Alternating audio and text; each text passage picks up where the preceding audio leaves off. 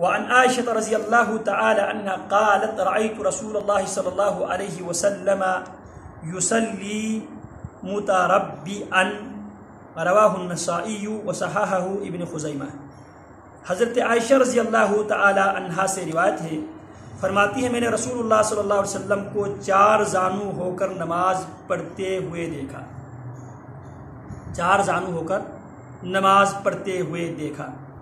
چار زانو ہو کر اس کی صورت یہ ہے، دائیں پاؤں کے اندر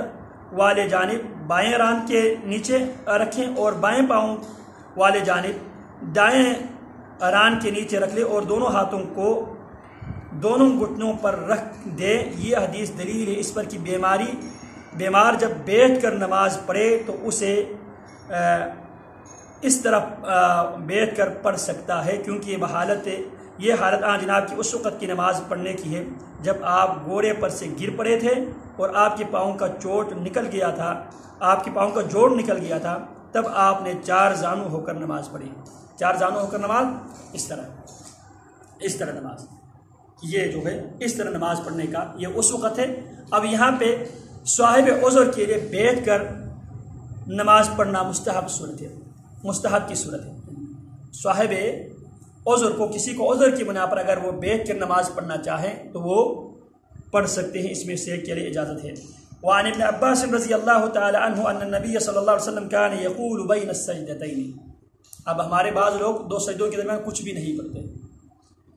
عبداللہ بن عباس فرماتے ہیں ان النبی صلی اللہ علیہ وسلم کان یقول بین السجدتین، نبی علیہ السلام دونوں سجدوں کے درمیان پڑھتے تھے اللہم اغفر لی، اللہم یا اللہ اغفر لی مجھے بخش دے، ورحمنی اے اللہ میری حالت پہ رحم فرما، وحدنی اے اللہ مجھے ہدایت دے، وعافنی اے اللہ مجھے عافیت دے، ورزقنی اے اللہ مجھے رزق دے۔ رواہ الاربعۃ، انہیں چار اماموں نے روایت کے الا النسائی سوائے امام نسائی کے،